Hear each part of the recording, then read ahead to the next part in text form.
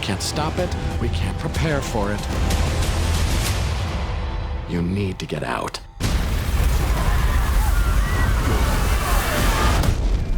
Hi again, my fellow cinephiles, and welcome to a new Monocle Fresh Eyes review show, the only movie review show that does it straight out of the theater. I am your host, Andreas. Welcome. So right now, I'm headed over to the Regal Cinemas 14 in downtown Los Angeles to catch an advanced screening of the disaster flick San Andreas, starring Dwayne Johnson, Carla Gugino, and Alexandra Daddario. And yes, I mean that woman in that scene of True Detective. Link in the description below. San Andreas is obviously about an earthquake that starts at the fault line of the same name and is gonna do some pretty bad damage. And then more or less it's about Dwayne Johnson, who is a search and rescue chopper pilot who has to save his family from the resulting quake, which takes him from his hometown in Los Angeles all the way to San Francisco, where his daughter is going to college.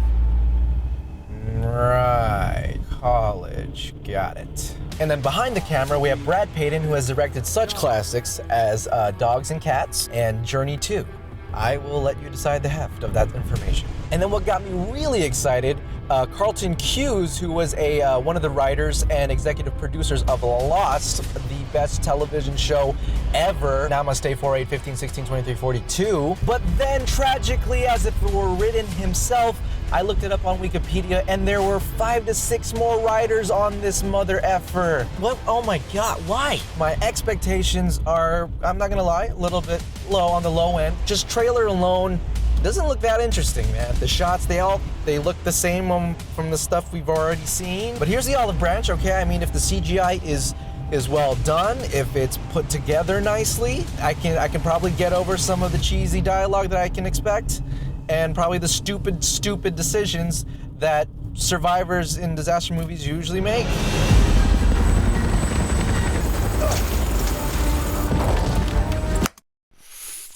All right, let me get this straight.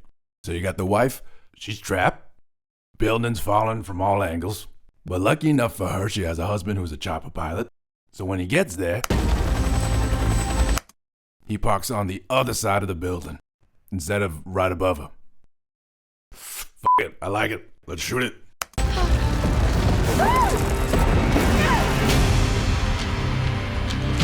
I see 25, 15, 200. I don't think I want to be here.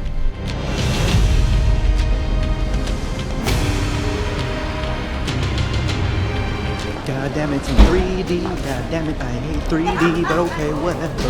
Shit.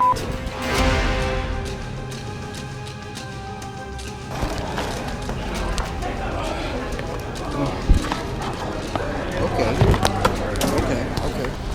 All right, so just finished San Andreas. Guys, it's one of those cases where it's like, you've seen one disaster movie, you've seen them all.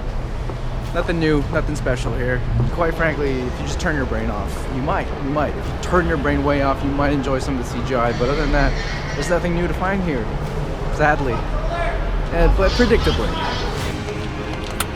Okay. If Into the Storm didn't start to show the wear and tear of the disaster genre, and I think it did, San Andreas ain't helping. With a painfully linear script, soulless dialogue, and just ridden with cliches, for the bow tie score, I'm gonna have to give San Andreas a 2 out of 5. It's a waste of time. You know, it's just like, we've seen this stuff before. You know, in a lot of ways, it's kind of like seeing 1/8 of what 2012 was, or The Day After Tomorrow was. It just feels really dated. I mean, I feel like we could have used this movie way before 2012. Yeah. Yes. So let's go down the list. You know, it's undoubtedly CGI filled. You know, there's plenty of crazy bombastic sequences with pretty well done CGI. There's a lot of pain on screen, but nothing is more painful than the screenplay and the dialogue of this film. Oh my God, it's soulless. They don't talk about anything. So, Dad is heading to Nevada tomorrow. It's terrible what happened. Please be safe, okay? Of course. And I promise I'll make it up to you, honey. It's no problem, Dad. Bleh. The screenplay is so terribly linear. It's all about The Rock and Carla Gugino just trying to make it to San Francisco to save their daughter. That's it. That is literally it. What was actually more interesting was that there's a whole side story with Paul Giamatti. Paul Giamatti plays a seismologist. He created this method of like trying to predict these things. And so they do but it's completely wasted. His whole storyline is wasted, but it feels so rich with potentially good moments of emotion, you know, like what happens when you have this power that no one's listening to you, and what happens when it happens, and now you have to figure out a way to get people to safety, and how does that like play with your mind? You know, that's interesting, and that would have been way exponentially more interesting than Dwayne Johnson trying to figure out how to get his daughter back, because that's just poor excuse to see CGI effects. Honestly, the movie needs to be renamed Planes, Trains, and Automobiles 2: The Earthquake. The whole film is just Dwayne Johnson trying to figure out modes of transportation to get to his daughter. He goes through a plane, a car, and then a parachute, and then a speedboat. And then along the way, all these cliche things happen. The gas in the plane runs out, the car axle is broken, and then of course you have the moments of complete luck. The Rock and his wife find a car. Then they can't use the car anymore because there's a big ass crack in the earth, and just happens to be an aviation pilot right on the side of the road where the crack is, and voila, he found another plane to go to San Francisco with. Like, holy crap! Oh, if I had a nickel for every time I saw a guy with a hat that solved every one of my problems, I would be poor. I'd be living on the street.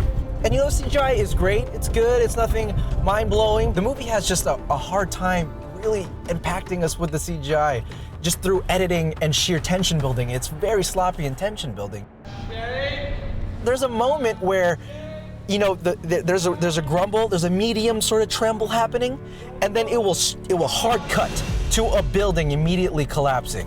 That should have collapsed maybe a minute later, but it just starts going. It's just like, there's just no proper execution and just not thrilling.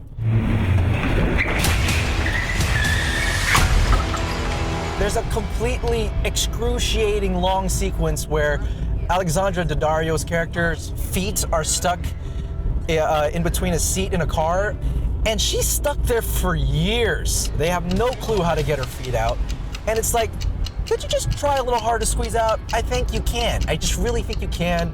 It's taking forever. It's ridiculous. It's just, what the f*** are we still? Why is her leg still there? You know, despite all the shakiness, there are two things that I enjoyed about the film. One was that there was a great tsunami sequence. The humongous freighter just comes hurling over them with the containers falling off, and it's like, oh fuck, what the f-? I learned something too, where if there is a tsunami and you're in a boat, you need to go as fast as you can over that motherfucker before the crescent starts to form, and that's actually the best way to avoid it, if you're in a boat. And number two is there's some good boobtacular moments. Oh, no CGI added. No CGI added. Am I doing a slow motion montage right now? I am, aren't I? I think I am. And one more disappointing thing. Fans of the Bart, all two of you, there's no Bart sequence, man. There should have been a Bart sequence. If you're in San Francisco and there is a earthquake film happening there, come on, what better sequence would have that been? Anybody who's seen the film, if you ever see the Bart in any shot, let me know, because it seemed like a wasted opportunity, man. I think the lesson that we can all learn here is that if you want to avoid an earthquake in all forms, just don't watch San Andreas. That's pretty much it. So if you're really fiending for something good to watch, some action, Warner Brothers also has Mad Max happening. That was my last review. Go watch that. That was a masterpiece. Go watch that. You can skip this. That's how you shit on a production company and praise them at the same time. Edric Dale's rules of surviving Hollywood. Guys, as always, thanks for watching. This is always really fun, and if you want to join in on that, don't forget to subscribe, thumbs it up, you can thumbs it down, but if you do thumbs it down, for those who thumbs it down, please leave a comment below and tell me why. I wanna know why, really, honestly. Comment down below, tell me why, because I wanna make this better. If I'm doing something wrong, I wanna make it better, okay? I'm not your ex-girlfriend. I will work hard to make it good for you, okay? Let's do this together, yeah? See you guys at the next review, love you.